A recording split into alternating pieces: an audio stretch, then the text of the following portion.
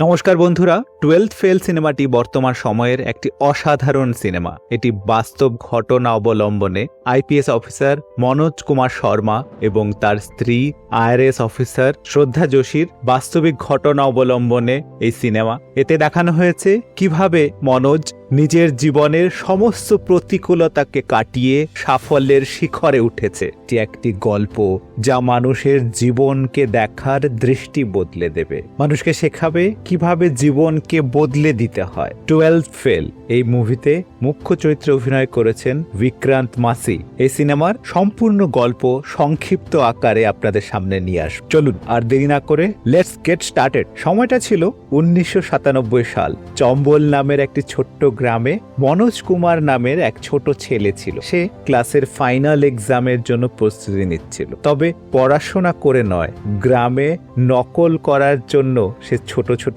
কাগজের সম্ভাব্য প্রশ্নের উত্তরগুলো লিখে নিচ্ছিল। মনোজের পরিবারে তার বাবা মা ছাড়া ভাই, ছোট বোন এবং ঠাকুমা আছে। সংসারের সমস্ত খরচ বহন করে মনোজের বাবা। সে সরকারি অফিসে কর্মচারী। একদিন হঠাৎ একজন পিয়ন মনোজের বাবার সাসপেনশন লেটার নিয়ে আসে। এটা দেখে মনোজদের ঠাকুমা খুব রেগে যায়। তার ধারণা যেহেতু পিয়ন লেটার নিয়ে এসেছে, তার মানে এর পেছনে সেই পিয়নেরই হাত রয়েছে। তাই সে পিয়নের হাত আটকে ধরে আর মনোজের ভাই কমলেশকে বাড়ির ভেতর থেকে তার ঠাকুরদার বন্দুক নিয়ে আসতে বলে। পিয়ন বলে, আরে কাকিমা, আমাকে ধরে কি হবে? ওনার চাকরি তো গেছে বিধায়কের জন্য। গরিব কৃষকদের জন্য বিনামূল্যে বীজ বিতরণ করতে বলা হয়েছিল, কিন্তু বিধায়ক কৃষকদের মাঝে বিতরণ না করে সমস্ত বীজ আত্মসাৎ করেছে। এরপর সরকার অফিস থেকে মিথ্যা ফাইল রেডি করেছে যে বীজ কৃষকদের বিতরণ করা হয়েছে। মিথ্যা ফাইলে মনোজের বাবা সাইন করতে চায়নি। চৌহান নামের একজন কর্মকর্তা মনোজের বাবাকে হুমকি দেয়, বলে সে ফাইলে সাইন না করলে তাকে সাসপেন্ড করা হবে। তখন মনোজের বাবা চৌহানকে ঘুষখোর বলে গালাগাল দেয়, কারণ চৌহান তো বিধায়কের কাছে ঘুষ খেয়ে ফাইলে সাইন করতে রাজি হয়েছে। আর এই সব কারণেই মনোজের বাবাকে চাকরি থেকে সাসপেন্ড করা হয়েছে। আমার এতে কিছু হাত নেই। এসব কথা শুনে মনোজের দাদা বলে ওঠে, এমন ঘুষখোর মানুষকে তো গুলি করে মারা উচিত। মনোজের বাবার চাকরি চলে যাওয়াতে বাড়ির সবাইকে অর্থ সংকটে পড়তে হয়। 3 বেলা খাবার জোগাড় করাও তাদের জন্য কষ্টসাধ্য হয়ে পড়ে। মনোজের ঠাকুরদা একজন স্বাধীনতা সংগ্রামী ছিল, তাই মনোজের ঠাকুমা প্রতি মাসে কিছু টাকা পেনশন পান। কিন্তু কোনো কারণে মনোজের ঠাকুরদা কখনো সেই টাকা পরিবারের জন্য খরচ করে না। সংসার কিভাবে চলবে এই নিয়ে মনোজের মা খুবই চিন্তিত হয়ে পড়ে। মনোজ তাকে সান্ত্বনা দিয়ে বলে, তুমি চিন্তা করো না, পাশ করলেই আমি কোথাও না কোথাও পিয়নের চাকরি পেয়ে যাব, তখন আর এত অভাব থাকবে না। এর পরের দৃশ্যে আমরা দেখতে পাই মনোজ তার সহপাঠীদের সঙ্গে ক্লাসরুমে বসে এক্সামের জন্য তৈরি হচ্ছে। টিচারের সামনে বসেই সবাই বাড়ি থেকে নিয়ে আসা কাগজের ছোট টুকরোগুলো বের করে নকল করতে শুরু করে। তখন টিচার সবাইকে ধমক দিয়ে বলে, এবার নকল করা চলবে না, তোমরা কেউ নকল করার যোগ্যই নও। কত বছর নকল করার সুযোগ দেওয়ার পরও 200 জনের মধ্যে 175 জন ফেল করেছে। আমি এবার সেই সব প্রশ্নের উত্তর বোর্ডে লিখে দেব, তোমরা বোর্ড থেকে দেখে লিখবে। আসলে এই শিক্ষা প্রতিষ্ঠানের পরিচালক হচ্ছে বিধায়ক। তার প্রতিষ্ঠানে যেন পাশের হার বৃদ্ধি পায়, তাই বিধায়ক স্টুডেন্টদের নকল করার ব্যবস্থা করে দেয়। কিন্তু এত সুযোগ সুবিধা দেওয়ার পরও স্টুডেন্টরা পাশ করতে পারে না। যাই হোক, এক্সামিনার যখন প্রশ্নের উত্তরগুলো লিখে দিচ্ছিল, ঠিক তখনই ডিএসপি স্যার এক্সাম পরিদর্শনের জন্য এলেন। আর এই সব কর্মকাণ্ড দেখে তিনি ভীষণ রেগে গেলেন। প্রিন্সিপাল ডিএসপি কে তার অফিস রুমে ডেকে নিয়ে যায় এবং ঘুষ দিয়ে ব্যাপারটা হ্যান্ডেল করার চেষ্টা করে। কিন্তু ডিএসপি ছিল ভীষণ কড়া মানুষ। ঘুষ অফার করাতে তিনি আরো রেগে যান এবং প্রিন্সিপালের সাথে ঘুষের টাকার ফটো তুলে প্রিন্সিপালকে অ্যারেস্ট করে নেন। আর এই সব কর্মকাণ্ডের জন্য 12-এ আর কোনো স্টুডেন্ট এক্সাম দিতে পারেন। ফলস্বরূপ সবাই ফেল করে। এদিকে মনোজের বাবা গ্রামে ইনকাম করার কোনো উপায় বের করতে না পেরে কাজের সন্ধানে শহরে চলে যায়। মনোজের বাবা চলে যাওয়ার কিছুদিন পরই মনোজ এবং তার ভাই কমলেশ গ্রামে একটি ইনকামের সুযোগ খুঁজে পায়। 2 ভাই মিলে গ্রামে ট্যাক্সি চালানো শুরু করে। এতে তাদের ভালো ইনকাম হচ্ছিল। গ্রামে যাতায়াতের জন্য বিধায়কের বাস চলতো, কিন্তু মনোজদের ট্যাক্সি চললে বাসের যাত্রী কম হয়, তাই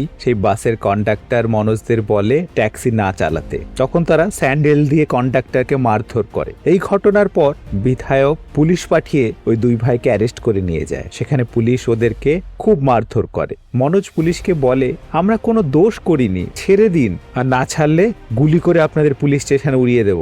এই কথা শুনে পুলিশ মনোজকে বলে, ঠিক আছে, আজকে রাতটা সময় দিলাম, পুলিশ স্টেশন উড়িয়ে দেখা দেখি, আর যদি না পারিস তাহলে সকালবেলা তোর ভাইয়ের প্রাণ যাবে। কমলেশ মনোজকে বলে, যা বাড়ি থেকে ঠাকুরদার বন্দুকটা নিয়ে আয়। কিন্তু মনোজ বাড়িতে না গিয়ে ডিএসপি স্যারের বাড়িতে যায়, কারণ স্কুলের ঘটনার পর মনোজ ভালোই বুঝতে পেরেছিল যে ডিএসপি দূষণ সিং একজন সৎ পুলিশ অফিসার, উনি হয়তো আমাদের সাহায্য করবেন। কিন্তু ডিএসপির বাড়ির সিকিউরিটি মনোজকে ঢুকতে দেয় না। মনোজ বাইরে থেকে চিৎকার করে বলে, ওরা আমার ভাইকে বিনা অপরাধে বন্দি করে রেখেছে, আপনি ওদের বাঁচান।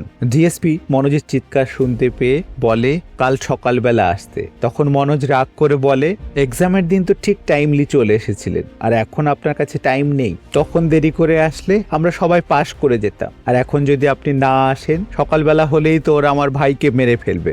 এরপর ডিএসপি দ্রুত নিচে নেমে আসে এবং মনোজের কাছে পুরো ব্যাপারটা জেনে নেয়। তারপর মনোজকে নিয়ে থানার উদ্দেশ্যে রওনা দেয়। এদিকে ডিএসপি দূষণ সিং আসছে এই খবর থানায় পৌঁছে যায়। তাই পুলিশ আগে থেকে বাস কন্ডাক্টরের পায়ে ব্যান্ডেজ বেঁধে দিয়ে বসিয়ে রাখে। ডিএসপি আসার পর ওরা জানায় মনোজ এবং কমলেশ কন্ডাক্টরকে মেরে পা ভেঙে দিয়েছে। ডিএসপি ভালোভাবে জানতো এসব নাটক, তাই সে এসেই কন্ডাক্টরকে মারতে শুরু করে, আর কন্ডাক্টর দৌড়ে পালায়। এরপর ডিএসপি মনোজ এবং কমলেশকে ছেড়ে দেয়, এমনকি নিজের গাড়ি করে ওদেরকে বাড়ি পৌঁছে দেয়। ডিএসপির সততার ক্ষমতা দেখে মনোজ মুগ্ধ হয়ে যায়। মনোজ ডিএসপিকে বলে, আমার বাবা আপনার মতো সৎ মানুষ, এই কারণে তাকে চাকরি থেকে সাসপেন্ড করা হয়। তাই আমার মনে হতো সততার কোনো মূল্য নেই, কিন্তু আজ আপনাকে দেখে বুঝতে পেরেছি মানুষের সঠিক ক্ষমতা হাতে থাকলে সততার মাধ্যমে সবকিছু করা সম্ভব। এই কথা শুনে ডিএসপি বলে,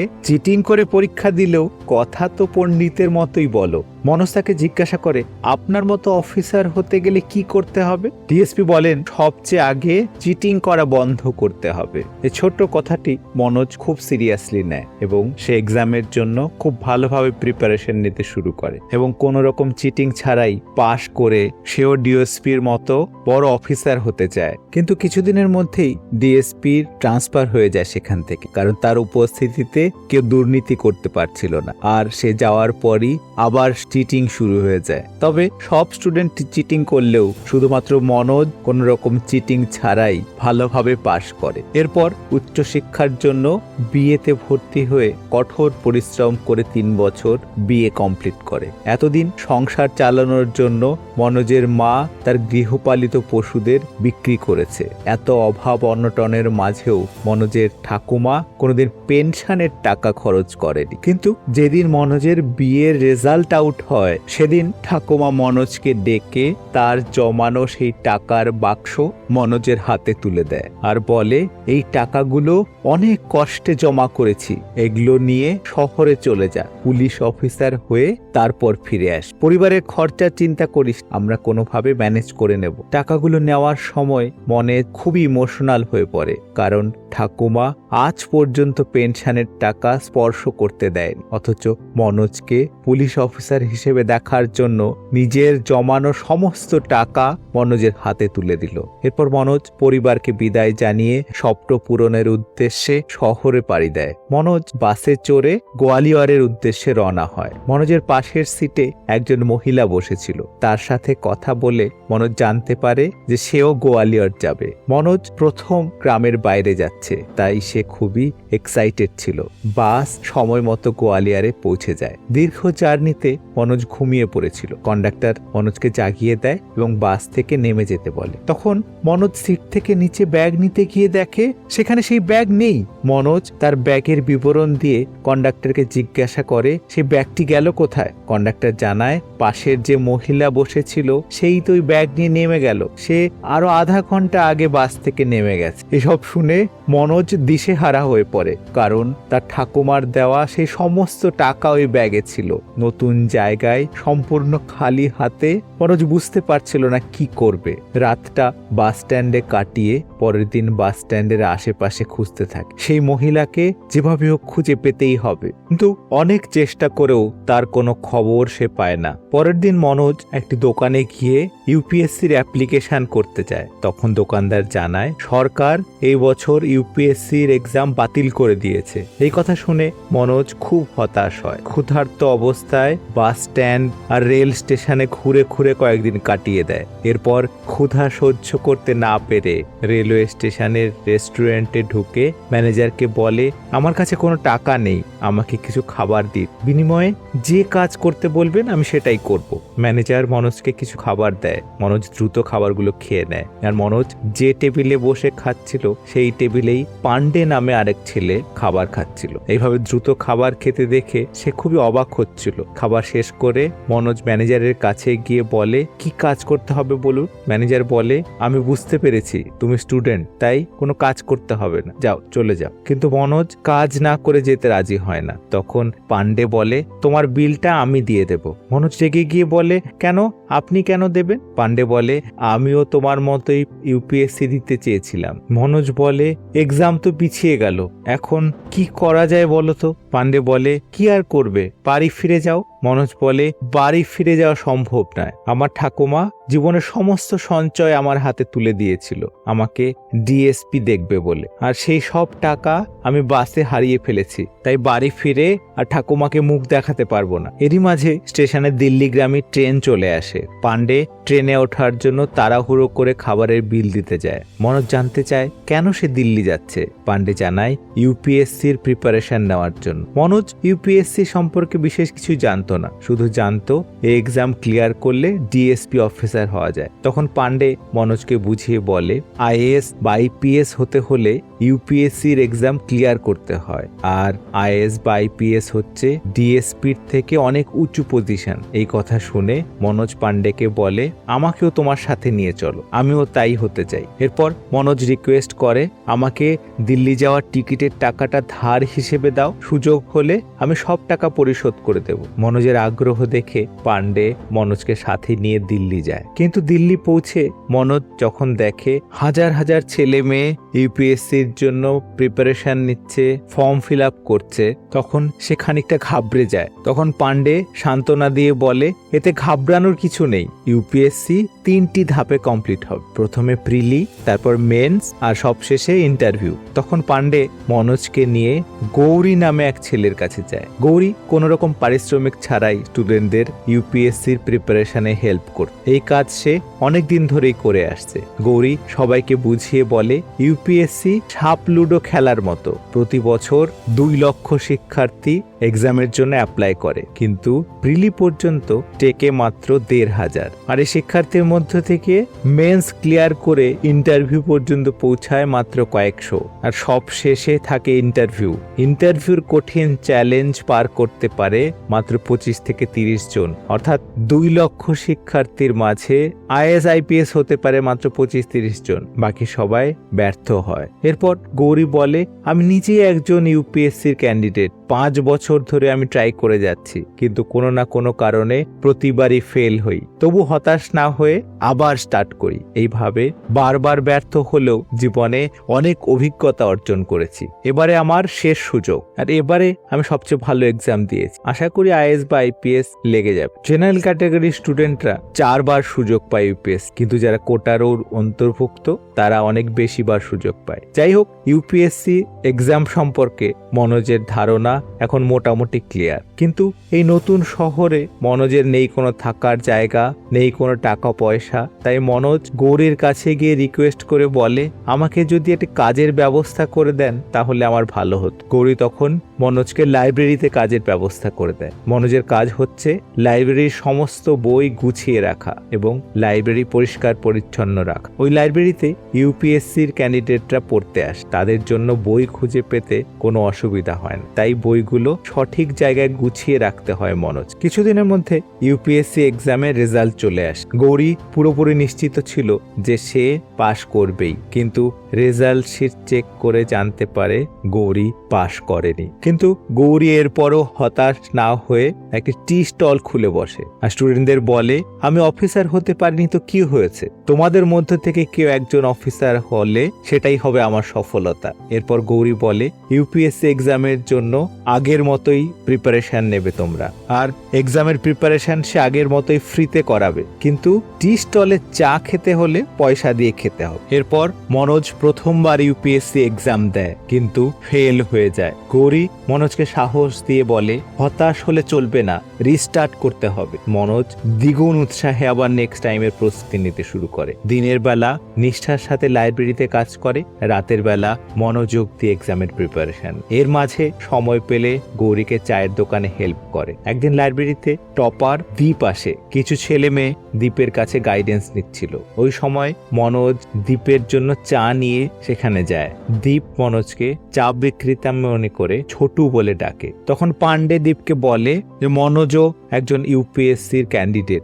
দ্বীপ তখন লজ্জিত হয়ে তাকে বলে যে কোনো রকম প্রয়োজন হলে তার কাছে যেতে। সারা বছর কঠোর পরিশ্রম করে মনোজ দ্বিতীয়বার ইউপিএসসি পরীক্ষা দেয়। দ্বিতীয়বারে প্রিলিমসে সে ভালো ফল করে, সে ভালোভাবে ক্লিয়ার করে প্রিলিম। সে খুবই খুশি ছিল, তার থেকেও বেশি খুশি ছিল গৌরী। যাই হোক, এবার মেন্স ক্লিয়ার করার পালা। মনোজ ভাবে মেন্সের জন্য কোচিং না নিয়ে পাশ করা সম্ভব না, তাই সে অনেক খোঁজ খবর করে একটি কোচিং ইনস্টিটিউটে যায়। সেখানে গিয়ে দেখে দ্বীপের ফটো টাঙানো। সেটা দেখেই তো সে চিৎকার করে ওঠে, দ্বীপ তো এখানে কোচিং করেনি, ওকে তো আমি চিনি। কোচিং এর ম্যানেজার তাকে সাইডে ডেকে নিয়ে যায়, তাকে বলে, আরে তুমি চিৎকার করছো কেন? তো ভালো রেজাল্ট করেছে তাই ওর ফটো টাঙানো হয়েছে, তুমি ভালো রেজাল্ট করো না, তোমার ফটো টাঙানো হবে। কিন্তু এসব দেখার পর মনোজ সেখানে আর অ্যাডমিশন নিতে চায় না। সে যা টাকা পয়সা ডিপোজিট করেছিল সব তুলে নিয়ে সেখান থেকে চলে যেতে লাগে। এইসব কথাবার্তা শুনছিল শ্রদ্ধা নামে একটি মেয়ে। সে তার বাবার সাথে কোচিং এ ভর্তি হতে এসেছিল। মনোজের এইসব কথোপকথন দেখে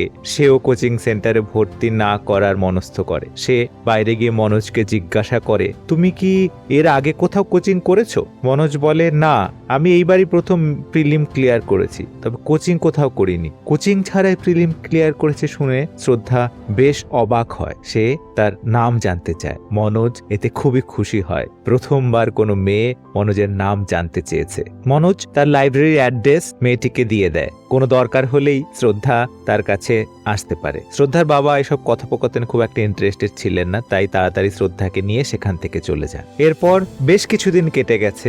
একদিন মনোজ লাইব্রেরিতে কাজে ব্যস্ত, হঠাৎ দেখে শ্রদ্ধা সেখানে এসেছে। দেখে মনোজ বেশ আনন্দিত হয়। শ্রদ্ধা দেখে মনোজের হাতে একটি ইঞ্জিনিয়ারিং এর বুক। সে বলে, তুমি তাহলে ইঞ্জিনিয়ারিং এর স্টুডেন্ট? মনোজ কি বলবে বুঝে উঠতে পারে না, সে কিছুই বলে না। এরপর তারা লাইব্রেরিতে বসে বেশ খানিকক্ষণ সময় কাটায়, গল্পগুজব করে। এদিকে মনোজের ম্যানেজার চিৎকার করে ওঠে, তোমাকে লাইব্রেরিতে এমনি এমনি বেতন দেওয়া হয় না, কাজের জন্য বেতন পাও তুমি। শ্রদ্ধা বুঝতে পারে মনোজ এখানে কাজ করে, সে লাইব্রেরিতে পড়তে সেখানে আসেনি, তাই তাড়াতাড়ি শ্রদ্ধা সেখান থেকে চলে যায়। এরপর মনোজ আর শ্রদ্ধা দুজনেই একই কোচিং সেন্টারে ভর্তি হয় মেন্সের প্রিপারেশন নেওয়ার জন্য। ক্লাস চলাকালীন একদিন টিচার সবাইকে টেরোরিজমের উপরে এসে লিখতে দেন। মনোজ খুব ভালো এসে লেখে। টিচার তার লেখা দেখে খুবই প্রশংসা করে এবং মনোজকে দুটো চকলেট গিফট করে। মনোজ শ্রদ্ধাকে সেই চকলেট দেয়। দুজনে বেশ আনন্দে ছিল।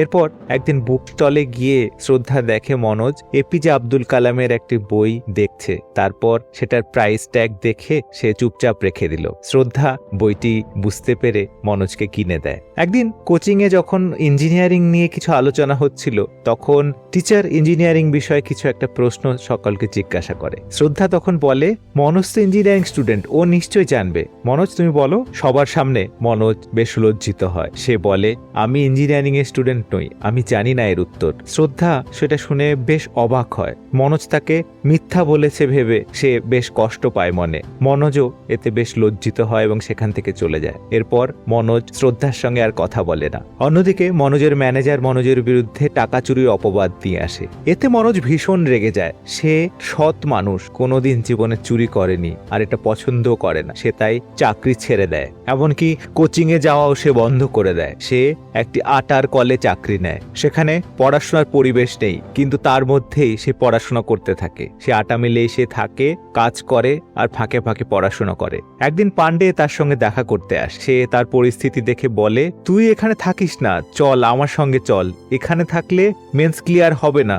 আর শ্রদ্ধা স্টেট সিভিল সার্ভিস পরীক্ষা দেওয়ার জন্য গ্রামে চলে যাচ্ছে, ওর সঙ্গে একবার দেখা কর। মনোজ বলে, না, ওর সঙ্গে আমি আর কথা বলবো না, যতক্ষণ না মেন্স ক্লিয়ার হয় আমি কথা বলবো না। পান্ডে অনেক বুঝিয়েও তাকে সেখান থেকে নিয়ে যেতে পারে না, সে হতাশ হয়ে ফিরে যায়। এরপর মেন্সের এক্সামের দিন আসে, দেখা যায় মনোজ একের পর এক পাতা নিয়ে লিখে যাচ্ছে, মনে হয় পরীক্ষাটা সে ভালোই দিচ্ছে। পরীক্ষার পর সে খুশি মনে বাইরে বেরিয়ে আসে। সবার আলোচনা শুনে সে বুঝতে পারে ট্যুরিজমের উপরে এসে লিখতে দেওয়া হয়েছিল, কিন্তু সে তো টেরোরিজমের উপরে লিখে এসেছে। মনোজ ভেঙে পড়ে, এবারও তার মেন্স ক্লিয়ার হলো না। সেকেন্ড টাইম সে মেন্সে এসে ব্যর্থ হয়। মনোজ এবার শ্রদ্ধার বাড়িতে দেখা করতে যায়, কিন্তু পৌঁছে জানতে পারে সে একটা বিয়ে অ্যাটেন্ড করতে বাইরে গেছে। তাই টেলিফোনে সে শ্রদ্ধার সঙ্গে কথা বলে। মনোজ শ্রদ্ধাকে আই লাভ ইউ বলে প্রপোজ করে আর বলে, তুমি উত্তরে হ্যাঁ বলো, তাহলে দেখো আমি কেমন দুনিয়াকে ওলট পালট করে দিই তোমার জন্য।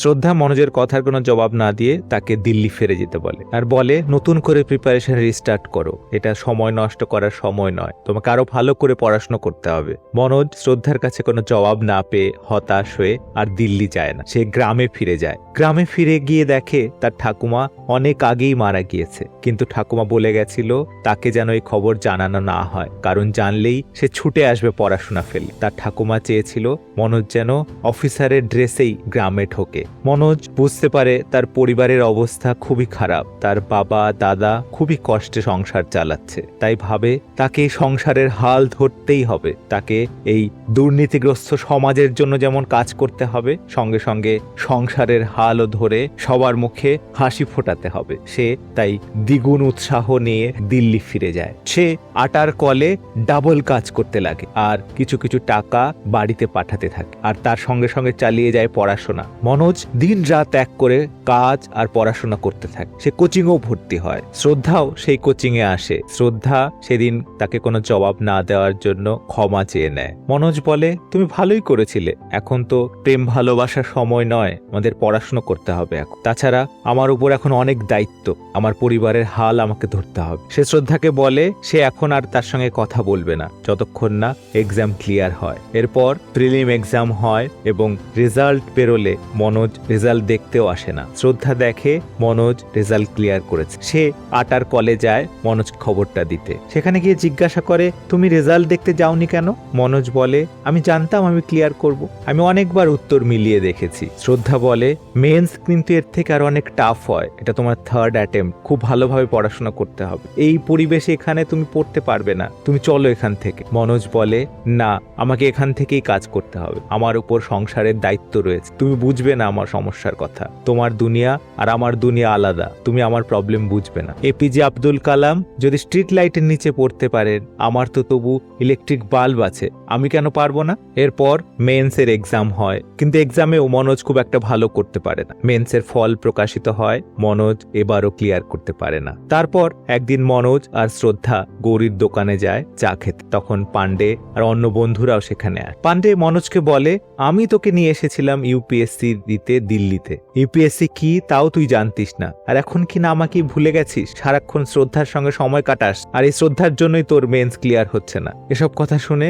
শ্রদ্ধা খুবই রেগে যায়, সে সেখান থেকে উঠে চলে যায়। মনোজ তার পেছনে পেছনে যায়। শ্রদ্ধা মনোজকে বলে, তুমি বলেছিলে না আমি হ্যাঁ বললে তুমি দুনিয়া ওলট পালট করে দেবে, এবার আমি হ্যাঁ বলছি, যাও তুমি দেখি কেমন ওলট পালট করে দিতে পারো। কথাটা শুনে মনোজের মধ্যে যেন তরঙ্গ খেলে যায়, সে ছুটে যায় দ্বীপের কাছে, সেই টপার যে বলেছিল যে কোনো সমস্যা হলে তার কাছে যেতে। তার কাছে গিয়ে মনোজ বলে, আমি সব রকম ভাবে চেষ্টা করছি কিন্তু মেন্স ক্লিয়ার করতে পারছি না, কিভাবে করতে পারবো, আমাকে সাহায্য করো। দীপ তার রাইটিং টেস্ট নেয়, রাইটিং টেস্ট নিয়ে দেখে তার রাইটিং স্পিড খুবই কম। তখন মনোজকে সে বলে, তোমার এই রাইটিং স্পিড নিয়ে তুমি ইউপিএসসি ক্লিয়ার করতে পারবে না, তুমি ছেড়ে দাও। সে তাকে মোটিভেট করার বদলে উল্টে ডিমোটিভেট করে দেয়। এরপর মনোজ গৌরীর কাছে আসে, গৌরী সব শুনে তাকে বলে, দীপ সবটা মিথ্যে বলেনি, এভাবে তুমি কখনো ইউপিএসসি পাস করতে পারবে না। তুমিও আটার কলে কাজ করে ওই পরিবেশে থেকে মেন্স ক্লিয়ার করতে পারবে না, এটা অসম্ভব। তুমি আজ থেকে আমার ঘরে চলে এসো, আমার ঘরে থাকো,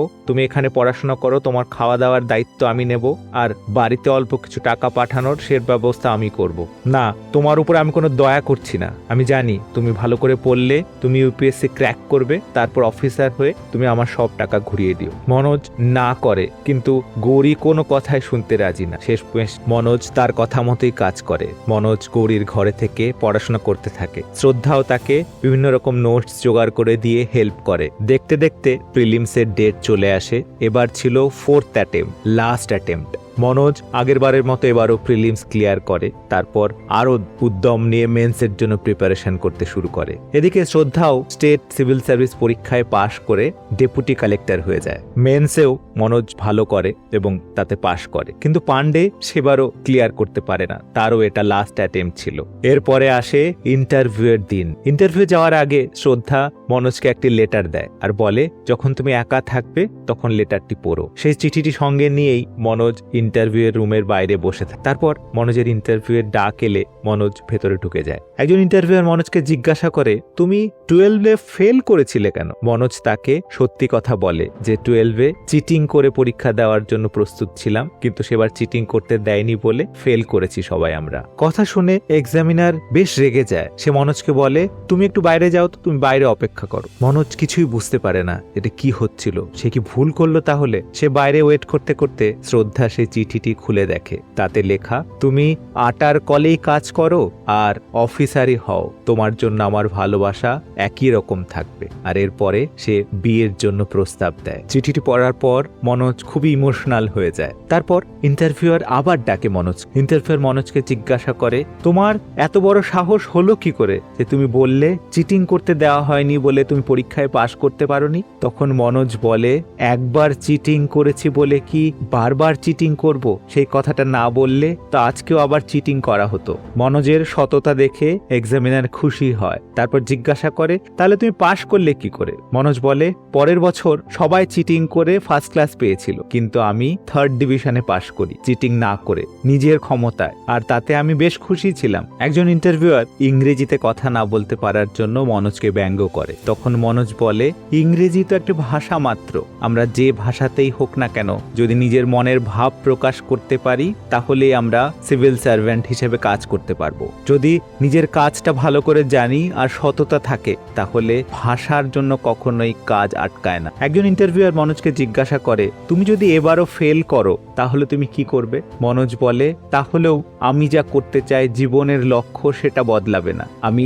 সমাজকে পরিবর্তন করতে চাই আর নিজের পরিবারের পাশে দাঁড়াতে চাই। আমি গ্রামে চলে যাব, গ্রামে গিয়ে শিক্ষকতা করব, সেখানে নিজের সীমিত ক্ষমতায় সমাজকে বদলাবার চেষ্টা করব আর পরিবারকেও যথাসাধ্য সাহায্য করব।